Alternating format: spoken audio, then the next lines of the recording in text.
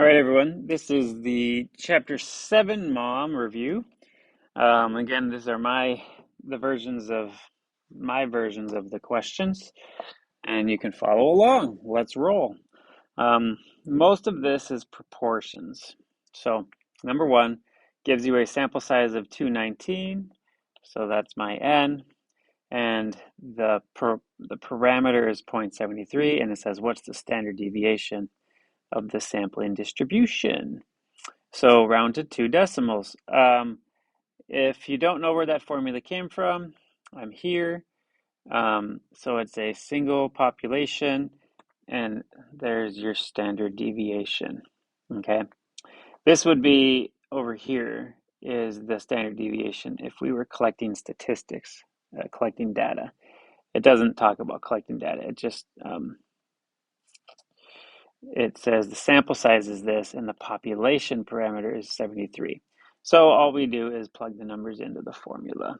So it'll be 73 and then 1 minus 0.73 divided by 219. And then make sure that the square root goes over the entire quantity. So root 73 times 27 divided by 219. Just make sure it's all under the root and you're good to go. So, oh, hello, Fag. That's not even what it's asking. Oh, sorry, it is, yeah, 0.03. I was looking at this next blank. Okay, so that's 3%. Suppose you want to lower it to 2%. That's going to change the sample size, right? The p is not going to change. That is the parameter. That is the proportion for the entire population, okay? So this goes over here for that. Now I'm going to reset up this, but I'm going to make it equal 0.02. P doesn't change, so it's still 73 and 27, but N is unknown. So to solve this, the entire thing is square rooted, so I'm going to square both sides first. 0.02 squared.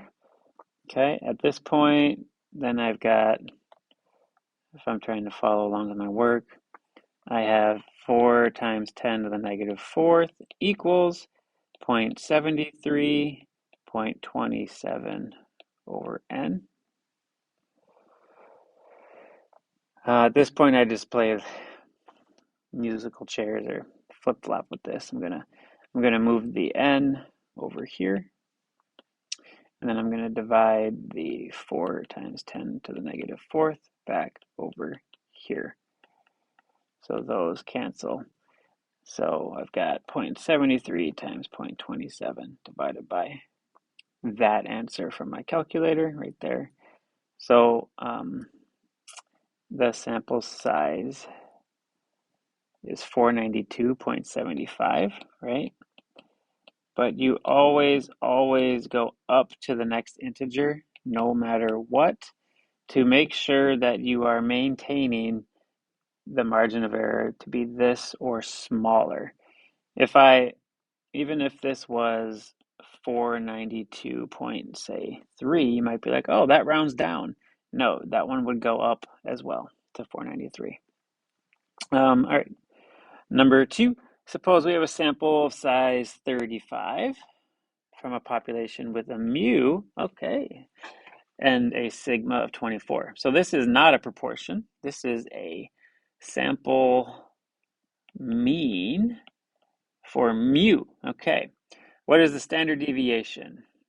So again, where did I get this formula from? It comes from the board. We're doing here again, we have x bars or mu's, we have means, right? Sampling distributions for means. And I grabbed it from right here, or you could also think of it as right here. Pretty similar. We're actually doing this one, I believe, because they gave us sigma.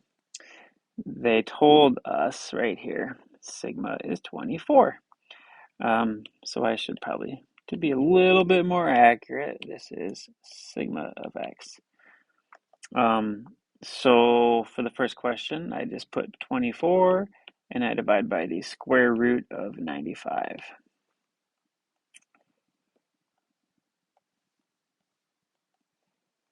So I'm getting 2.5, round to 1 decimal. Okay. Similarly, it says, suppose you want to lower, similar to the question above, lower the standard deviation to 1.4. So now it's 1.4. The sigma is not changing. What's changing is the sample size. So I'm gonna, once again, to solve this, I'm gonna multiply both sides by root n, which just kind of moves it. At this point, if I rewrote it, I'd have root n times 1.4 equals 24. Then I'm gonna divide by 1.4. So root n equals 24 divided by 1.4, which is that decimal. And then I'm going to square that quantity to get n. So just square it. So n is 293.87, and once again go up to 294. Number 3, we know that 62% of all Americans have a smart TV. It's got to be higher than that now. This must be an old question. So that's all Americans, so that is going to be our null. Suppose that 129 people are randomly selected from the whole population. There's my sample size, right? So this is n. What's the probability that the sample proportion will be greater than 67%? Greater than 67%. You may assume conditions are met. So I've drawn the curve because I think it always helps. The null is the center of the curve. If I had my H naught would be that the proportion is 62%. If I had my HA, it would be that the proportion is above 62%, simply because my statistic is above 62. Then it says, what is the probability that you got a sample above 67? So on my curve, what's the probability of this whole red shaded area that you get a sample above 67%? So this is a one sample proportion z-test. So I can do the whole thing on my calculator. I am gonna have to do one thing before I do that. I need to know in my sample how many people had a TV. What is, in other words, what is n times p? What is the number of successes? N times p hat. It was 129 people in my sample times 67%.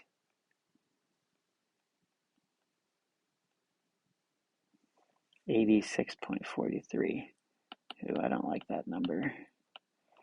I don't like that because my successes has to be an integer, right?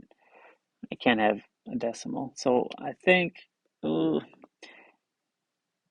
it makes me think in this case I'm going to round it to 86 because that would be that would give me 66 repeating, which would round up to 67. If I went the other way, I mean, that also rounds to 67. So this might be an issue for the mom. So it's 87 or 86, question mark. So when I run this test, I might do both because it might accept it only one way for the mom. I'm going to look for the one sample prop z-test. That's button number 5. Number 5. The null is 62%. The X, this is the successes. So I'm going to start with 86. N was 129. And then make sure, on yours, it probably doesn't draw it right away, but I want to do the greater than, because it says right here, above, greater than 67. So I'm getting a p-value of 0.13. So this area right here, that's what I'm looking for, is 0.137. I'm not sure what you're rounding this to, but so that's about 14%. If you change the number to 87, this might impact the rounding, right? Oh, it actually changes the p-value by quite a bit. Like the p-value dropped to 0.10. So I would try both of those to get the answer to work. Okay. Number 4, a manufacturer knows that their items have a normally distributed length. Oh, great. It's normally distributed. With a mean of 7.7, so I put that in the middle, and a standard deviation of 0.8. So this is sigma, okay? This is not S sub x, okay? Which is important. If we choose 11 items, what's the probability that their mean mass length is less than 7.6? So the reason this one throws kids off because it's not a t-test. It's a z-test, if you see right here what I wrote, because we have been told it's normally distributed. So that means any sample size is approximately normal, and I'm going to use this for the standard deviation. I'm not doing a t-test. Those of you that try a t-test, your answers aren't going to be accepted. They're going to be close. I'll show you the difference, but they're just not quite the same thing. So stat tests, it's actually number 1. I think this is the only time all year we've done this, so it's not common at all.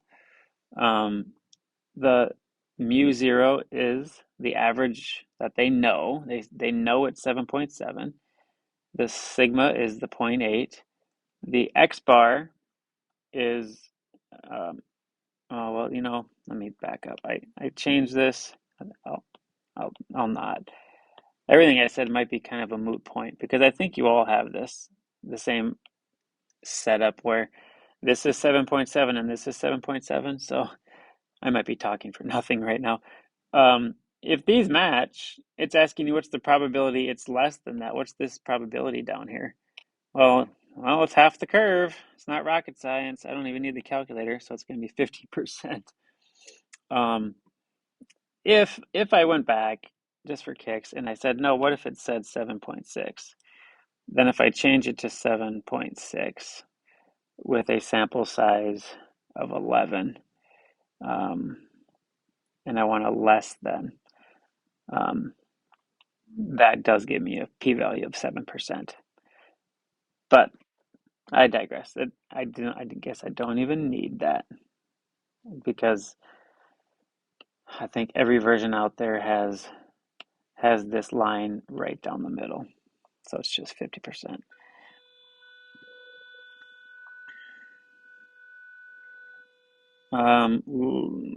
Last question. Business Weekly conducts a survey of graduates in the top programs. On the basis of the survey, assume the mean annual salary for graduates 10 years after they graduate is $166,000, and assume the standard deviation is 39,000.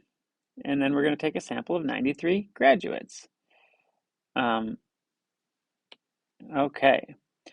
But then here on this first question, it kind of goes back. It's not a sample of 93. It says it's a sample of a single person's salary. Okay.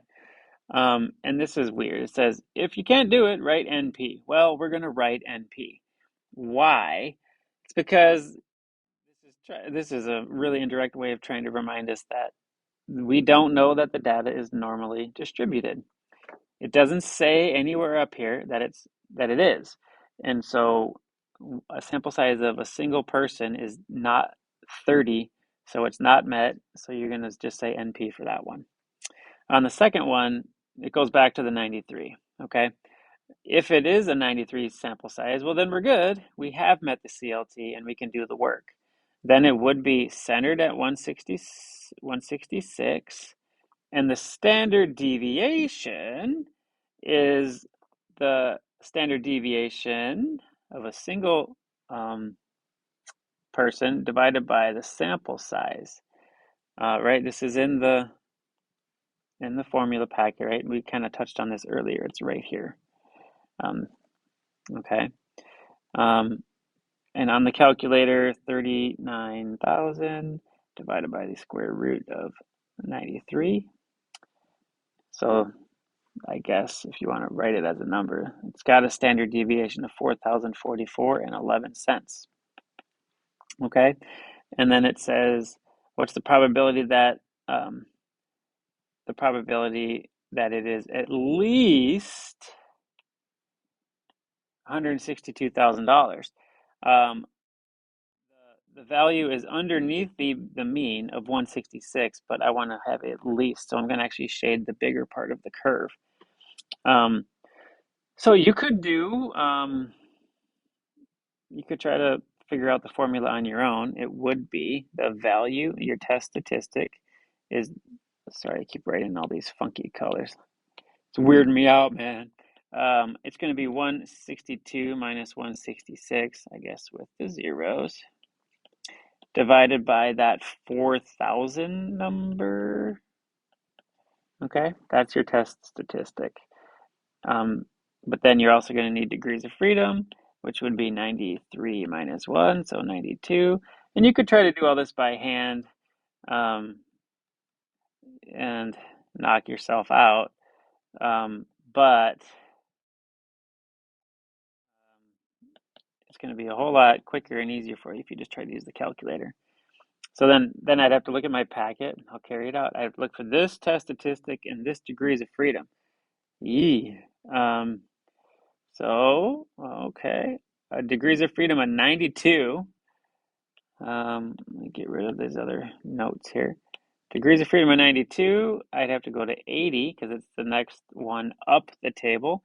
And then I'm looking for that 0.98 value.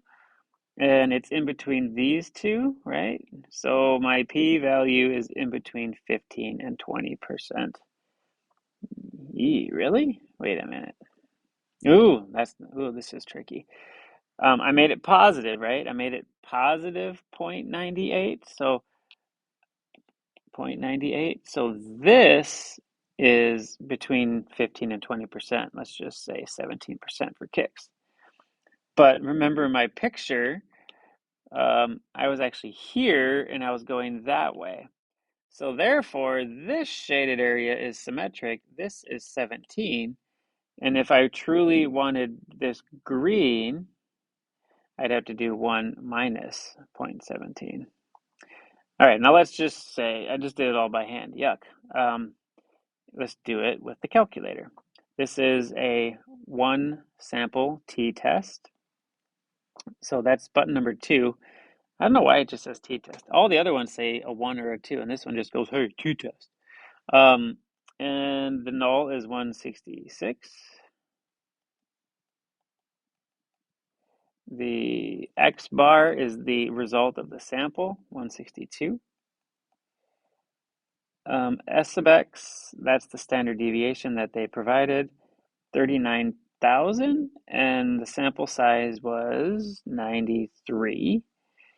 And we're doing a greater than test. Hey, there we go. There's the test statistic. It matches. And then the p-value, which is pretty much what I thought it was. I got 83 just a moment ago, and this is 0.837. Oh, rounded to 2 decimal places, so 0.84. All right, there you go. Enjoy that video.